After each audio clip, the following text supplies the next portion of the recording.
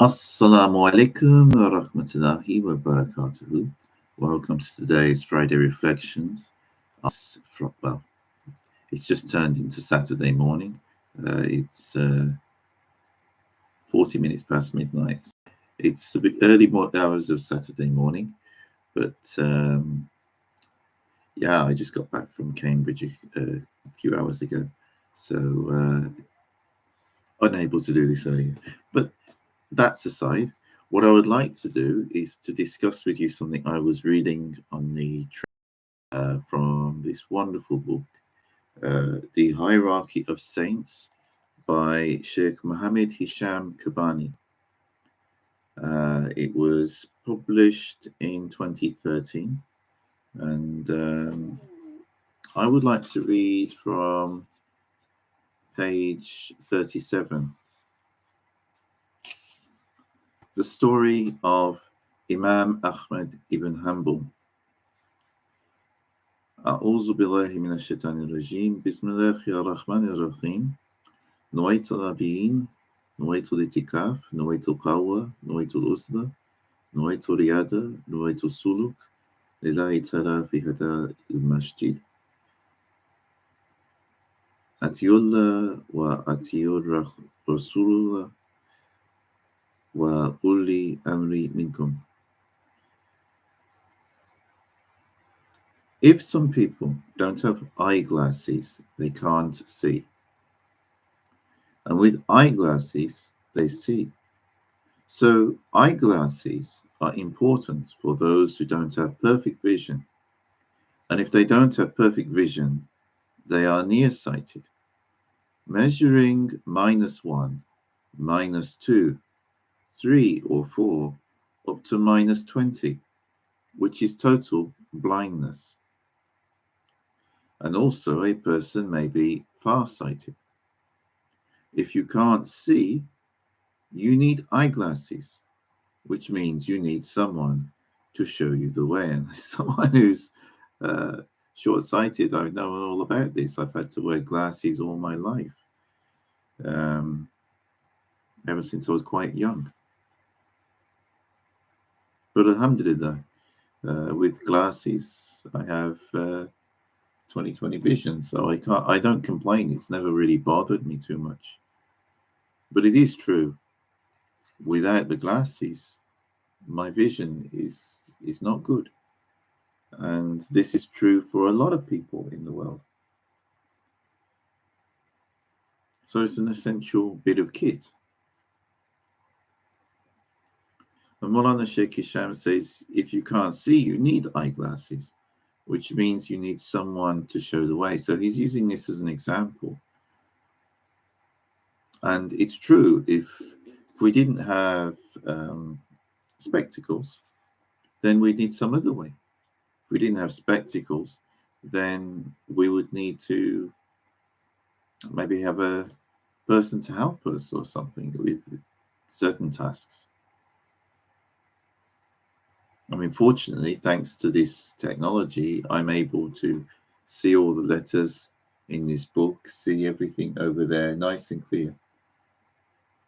But what if these had never been invented?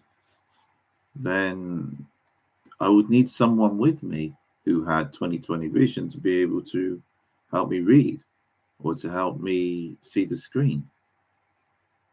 Alhamdulillah, we have this technology, but some people, even this technology can't help them, and they really are blind.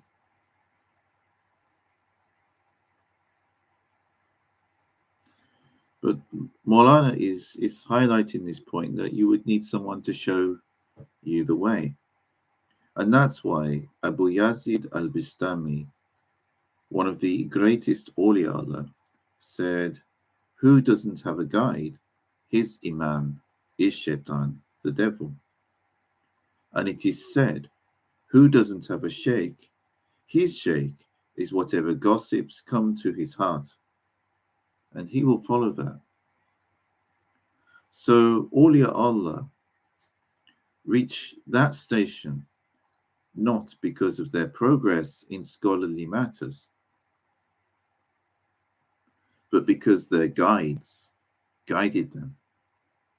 So the importance is on the guide, how strong he is, how much power he has to guide those who are listening and following his teachings. That is very important to know and to understand. It's not so easy that you will be able to reach higher stations by reading books and studying.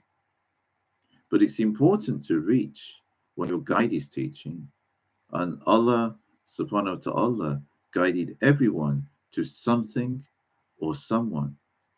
He guided the Sahaba and Ummat al-Nabi to Prophet Muhammad SAW, who said, "Whoever you follow from my Sahaba, you will be rightly guided." This is an example from one of the biggest scholarly sheikhs, and many people follow his madhab, that in his time, two big imams of Islam were following, like teacher and student, Imam Shafi'i and Imam Ahmad ibn Hanbal. Imam Ahmad ibn Hanbal was following Imam Shafi'i, and Imam Shafi'i passed away. Imam Hanbal established his own school of thought, which today many people follow. He was a very scholarly person, and all of the Imams were. But this is one example. One time, Imam Ahmad ibn Hanbal was in an association with Imam Shafi, and suddenly one Waliullah came, whom Imam Shafi respected a lot. And I heard from Grand Sheikh, that's Abdullah Fayaz Dagestani, and it is very well established in Sharia that water from ablution is dead water because it takes all of your sins and illnesses. The water used for wudu cleans you and then becomes dead water and you can't use it. That's why some people throw it in the garden or outside because you can't consume it. So they were discussing some issues, and Grand Sheikh said, when that wali came to Imam Shafi's association, not talking, only listening, people didn't give attention to him. But when he made ablution, Imam Shafi used to drink that water, although he knew in Sharia you can't drink it, but he drank it for barakah. The lesson from Shayban ar-Rayy.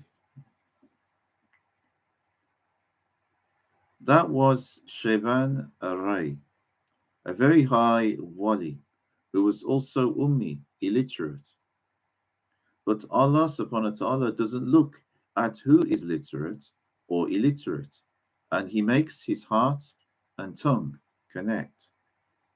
So Shayban ar-Rayy came and sat with them in their association, and at that moment, Imam Ahmad ibn Hanbal looked at Imam Shafi'i and said, "Oh my Shaykh, I want to emphasize and bring to the attention of that person not giving any importance. He must complete his knowledge, as he doesn't know anything." He then pointed to Shayban ar-Rayy saying, "I want to bring to his attention that he is lacking ilm li yashtaqil li taslihi khada ilm. So he will go and learn a little bit." So he's questioning that this person, he has no knowledge. He needs to learn. Today, they say you need a certificate, a paper that says you are an alim, or else they consider you nothing. How do they know you are nothing? Shayban ar-Rayy didn't know how to read or write, and Imam Ahmad ibn Hanbal wasn't giving him any importance. Imam Shafi'i said, Wait, don't say anything, or he will humiliate you. Ahmad ibn Hanbal insisted, no, my duty is to make him aware that he has no knowledge. Today, if you don't have a doctorate, if you are not a PhD, they may think you don't know anything. For them, you have to be a doctor of Sharia. But that wali is not a doctor in Sharia. That means awliya Allah don't know that knowledge from papers. Only Allah subhanahu wa ta'ala chooses them. When Allah chooses them, it is finished. I have chosen you. Listen then to the inspiration sent to you. This is in the Holy Quran, in Surah Taha, Ayah 13. Allah subhanahu wa ta'ala said to Sayyidina Musa alayhi salam, if you know Sharia or not, I choose you. Allah chooses his awliya Allah. And not everyone becomes a wali, but when Allah chooses, the matter is finished. Allah said, listen to what I am giving you, go and deliver it. And anybody who knows the story of Moses, Musa alayhi salam, and thinks about the story, it's an interesting point because Musa alayhi salam was someone raised in the Pharaoh's household. He was essentially raised as a prince. He wasn't someone who was raised to be a religious scholar. He was raised to be a prince. And then he was cast out of Egypt. He had to basically, not cast out as such, he had to flee Egypt as a criminal. As Musa alayhi salam had struck someone and that person had died, it probably wasn't Musa alayhi salam's intention to kill him. And he had reason to take action against that person. But at the same time, it made him a criminal in Egypt. But then he went out into the desert and he met Shu'aib alayhi salam, Jethro in English. It's also, the story is mentioned in the Bible. And later on, he comes back to Egypt as the person who Allah chose when Allah spoke to him through the fire. So it's interesting. I mean, we forget this because obviously there's the Torah, there's the 5 books of Moses. Moses is seen as someone, as a literate person and as a scholar. And of course, he was that in the end. But that's not how he started. And Allah chose him and spoke to him directly on the mountain. Now, he was a prophet of Allah. But at the same time, it doesn't mean that Allah's choosing of people is necessarily restricted only to prophets of Allah. I mean, anybody chosen now wouldn't be a prophet, or anybody chosen after the Prophet Muhammad. But that doesn't mean that they weren't something.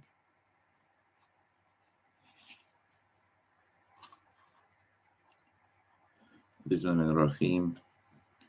O you wrapped in your cloak, arise and warn. Your Lord magnify, your garment purify, and pollution shun.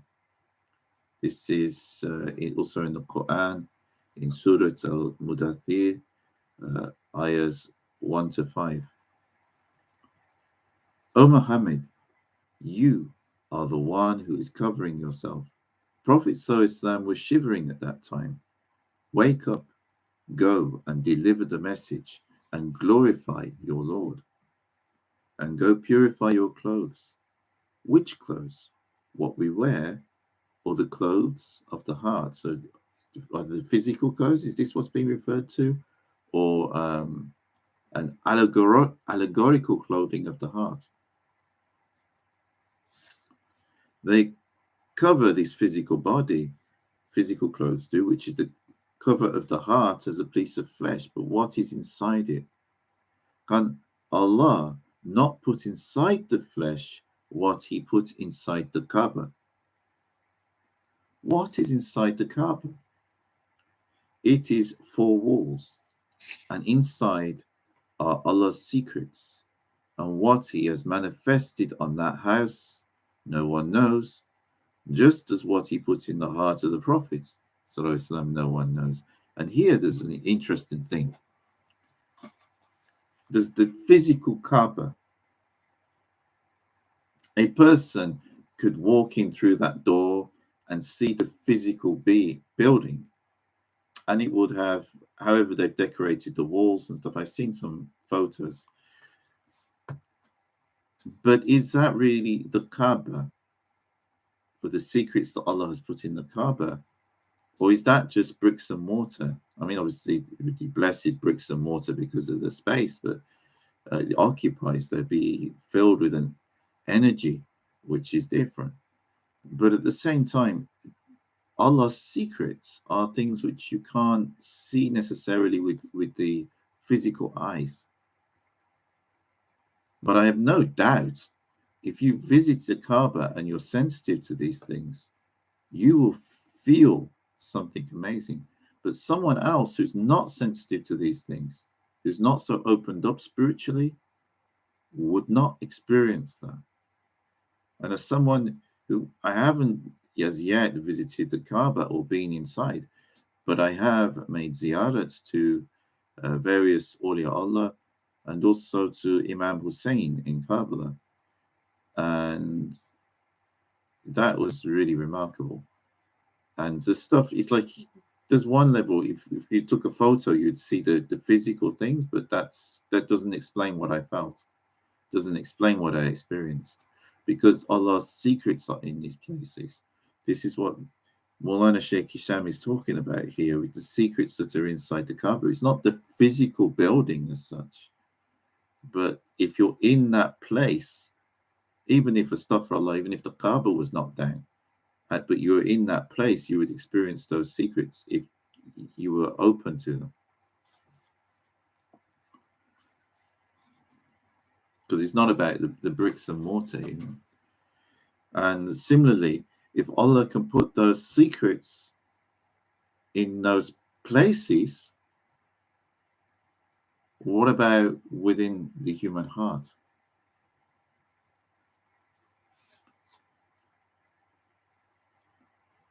Bismillahirrahmanirrahim. It is for, okay. Can Allah not put inside the flesh what He put inside the Kaaba? What is inside the Kaaba? It is four walls, and inside are Allah's secrets, and what He manifested on that house no one knows, just as what He put in the heart of the Prophet ﷺ no one knows. How then, if we brought from each people a witness, and we brought you as a witness against these people? This is in Surah An-Nisa, Ayah 41. When we have brought from every ummah a shaheed, witness, that means Allah chose a witness from every ummah. And we have brought you, O Muhammad, as a witness over all of them. That means we brought these prophets first, and then as witnesses on their followers that are on the right path and rightly guided. And we are not confirming that until you, Ya Muhammad, make witness on all of them, the prophets and the awliya Allah. Was Sayyidina Musa alayhi salam educated? No, it means if Allah subhanahu wa ta'ala chooses, He chooses. And Sayyidina Muhammad sallallahu is Nabi al-Ummi, the prophet who never opened a book or read. Today, what is knowledge? Show me what they teach at Azhar Sharif, in Sham, Morocco, or Hijaz. They teach what is in books and no longer give importance to spiritual knowledge. Let the sheikhs of Azhar go to where Imam Shafi'i is buried there. This story is from two main scholars, Imam Shafi'i and Imam Ahmad ibn Hanbal. Imam Shafi'i was following Shayban ar-Rayy and said to Imam Ahmad, don't encourage yourself or question him, as he will humiliate you. He said, no, no, no. My job is to tell him he needs this kind of teaching and to go and to learn. And Imam Shafi'i said, La tafal, don't touch on that subject, leave him alone. And Imam Ahmad asked Shayban ar-Rayy, what is the judgment of someone that at the time of prayer passed and he didn't pray, he forgot? It needs knowledge. Today there are too many different schools of thought and they give different answers. Today, like the Wahhabis and the Salafis say, don't repeat it as the time is gone. So even if you pray qada to make it up, it is not accepted according to them. They believe there is no qada. But other schools of thought say it is an obligation to make it up. And they believe that qada prayer, it is not perfect, but nevertheless you have to make it up. So you will learn discipline. These are two different schools. So Imam Ahmad was checking Shayban ar-Rayy and said, you don't know anything. What is the hukm? Give me the judgment of Sharia. What do we say to this question? Give me a fatwa. Shayban ar-Rayy laughed. And Imam Ahmad became even more frustrated. He wanted to humiliate him in front of Imam Shafi'i. Shayban ar-Rayy answered, Ya Ahmed, are you challenging me? Ahmed ibn Hanbal began to shake, and Shayban ar-Rayy said, your question is like that of a child. How dare you ask me such a question? Don't you know you are ignorant for asking that? Ya Ahmed, a heart that becomes heedless of Allah's presence for even one moment must be disciplined. That means you must be disciplined when you come and ask such a question. How dare you ask someone whose heart is with their Lord every moment that if he misses a prayer, what he has to do? If you miss a prayer, you have to be disciplined. That means don't ask that childish question. Your heart has to be in Allah's presence. If your heart is there, you will never miss a prayer. That is like someone who has no heart. What will happen? Throw him in the grave. That heart must be disciplined so you don't become heedless another time. And at that moment, Imam Ahmed fainted. He had a heart attack from the power of these words of Shayban ar-Rayy. Imam Shafi'i said, leave him until he comes back to normal and leaves asking such childish questions. When he woke up, Imam Shafi'i said to him, didn't I tell you not to bother him? So don't bother him. If you bother him, this is your end. Don't bother awliya Allah. Don't come against them, or they will make you to faint. What happened to Sayyidina Musa, alayhi salam? He fainted. He said, oh my Lord, let me see you. You cannot. When Allah subhanahu wa ta'ala wills, you will see without questioning. Allah made him faint to make him learn. That is why awliya Allah are always fainting in Allah's divine presence, surrendering. So don't come to a wali and criticize. They will humiliate you from their powers. And I heard the continuation of this story from Grand Sheikh. When Imam Ahmed woke up, he crawled on his chest to Shayban ar-Rayy, asking for forgiveness and seeking his guidance. So two Imams were taking from Shayban ar-Rayy, and he was illiterate. Also, Imam Abu Hanifa bin Numan took knowledge from Bishr al-Khafi. If an Ummi One who cannot read or write is a powerful wali who is able to put down Imam Ahmad ibn Hanbal. What do you think about a wali who is literate, who knows everything? What about his power? What can he do? If you see that one Ummi from Awliya has this power, what do you think if Allah gives them heavenly knowledge? Then what can they do? They can make a hole in a boat. So two set out until when they were in the ship, he made a hole in it. Moses said, "Have you made a hole to drown the folk therein? Verily you have done a dreadful thing." This is in Surah Al-Kahf, ayah 71. What did Sayyidina Khidr alayhi salam do? He made a hole in the boat, then killed the boy, then he built the wall. So he drowns you to take all of your bad characteristics. Then he kills your ego. Then he builds the wall of treasures in your heart.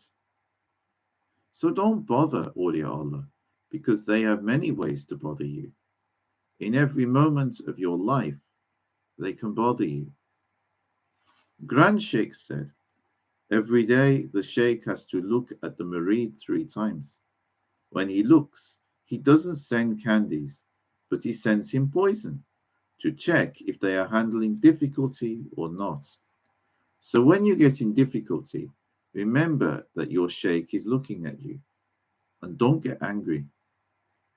Shaykh Hisham says, I'm not speaking about business difficulties. I'm talking about murid to murid or people to people. So it doesn't necessarily mean that the people have to be murids, but between yourself and other people who get angry with each other, who lie about what they are doing, this and that.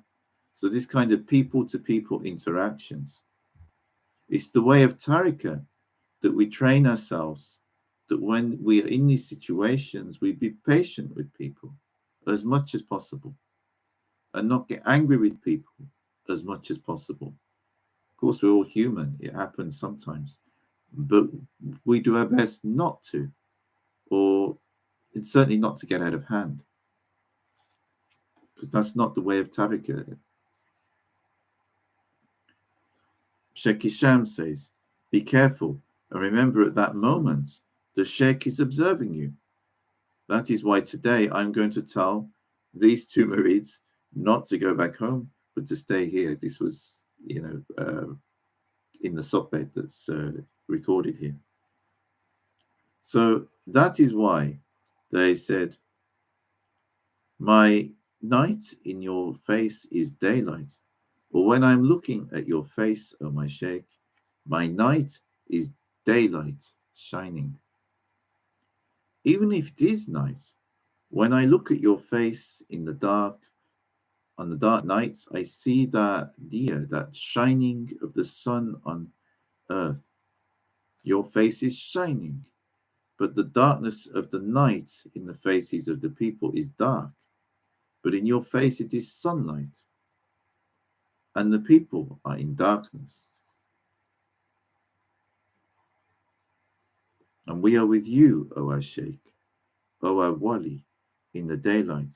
That means when you are among us, it is daylight, but when you are with people, it is darkness.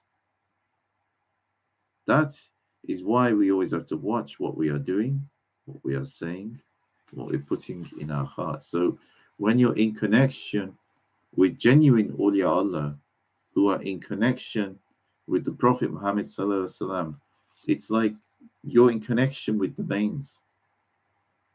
Not literally, but it's like you've got a power coming through, a blessing, a light. It illuminates you, and you're doing it through adab and akhlaq, which is very important in Islam, manners and respect. And when you have this, then light shines. Not literally, but people sense it in your face, in your being, in your presence. Whereas a lot of people, in the world today, they don't have spiritual connection. They don't have good adab and akhlaq, and it is difficult to be in their presence.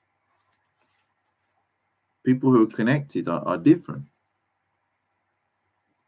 It is said that Rabia al-Adawiyya got sick, and people asked her, "What is the cause of your illness? Why are you sick?" She didn't have the flu, a heart attack, or any physical illness, but spiritually she was depressed. They asked her, "Why are you depressed?" Today, if you ask people, "What are you doing?" they will answer, "I am getting counseling from a psychologist." He is a psychologist who himself needs a psychiatrist. If you need a psychologist, go to a wali, because he knows your needs. Rabia al-Adawiyya said, "Oh, I have a major problem." They said, "You? A lady saint?" And ladies complain they have no saints, but there are many. The Prophet's wives are mothers of all believers. No one can reach their ranks, or the ranks of the lady companions of the Prophet ﷺ, or the lady teachers after them. But this psychological problem is in the minds of ladies because of the rudeness of men. They said, "Why are you depressed? Did anyone from the Jamaat, the community or congregation, bother you?" She said, "No, I gazed at the heavens with my heart. I was in a trance, a spiritual state, and that opened, and I looked at the heavens through my heart." To us, that is good. But for her, it was not good, because she made a mistake according to her rank, according to her maqam. My heart got jealous from me, because my heart doesn't want to have any partners or have anyone other than Allah. It asked, "How am I looking through my heart to paradise when I have to look with my heart to Allah?" I fell into this big sin, this mistake. So you see, for ordinary Muslims, this wouldn't be a big sin, this wouldn't be a mistake at all. But to someone who has spiritually purified themselves to such a degree and come in such closeness to Allah subhanahu wa ta'ala, it was a sin for her rank. It was something which made her depressed because she made a mistake. She was looking at the paradise instead of looking at the face of Allah. She got distracted.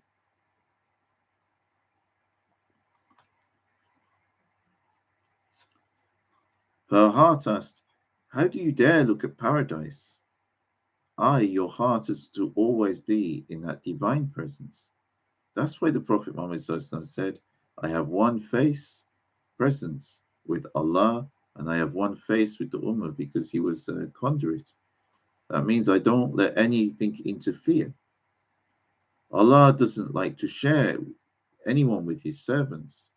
We will continue, and the Shaykh Hisham talks about what he would talk about in the next sohbet. But the point here, so Shayban ar-Rayy scolded Imam Hanbal, saying, "Why are you asking me about missing prayers when every moment I am in prayer? How can you miss a prayer when you're always in the presence? That prayer time is heavenly time." Shayban ar-Rayy is showing him, "Not only am I praying in dunya time, but in heavenly time also." Do you know heavenly time, O Ahmad?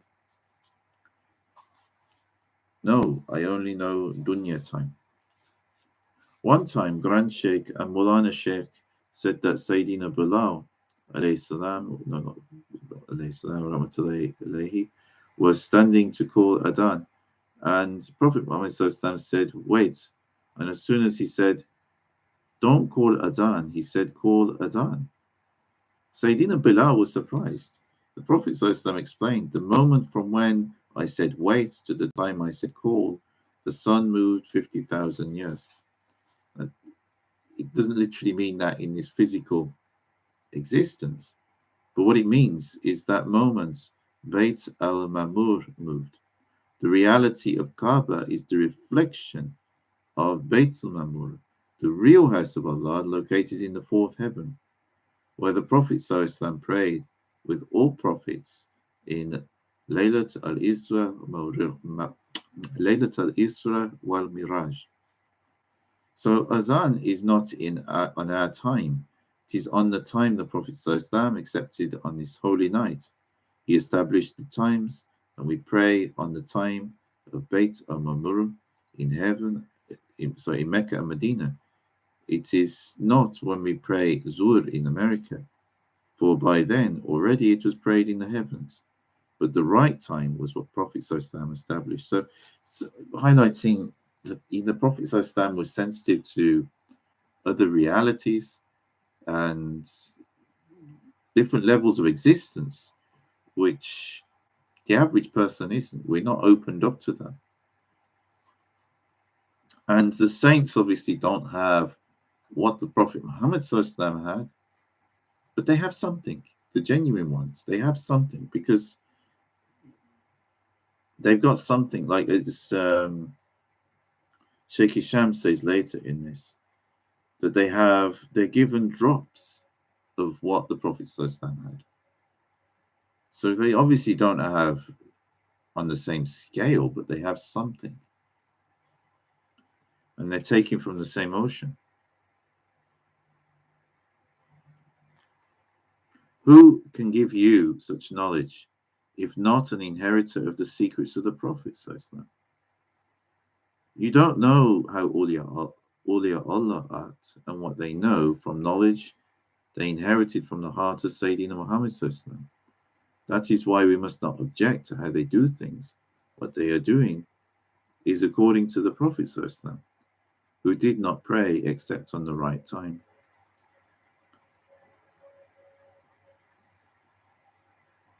So, I mean, the thing is, we need to be aware that there are things that we don't know.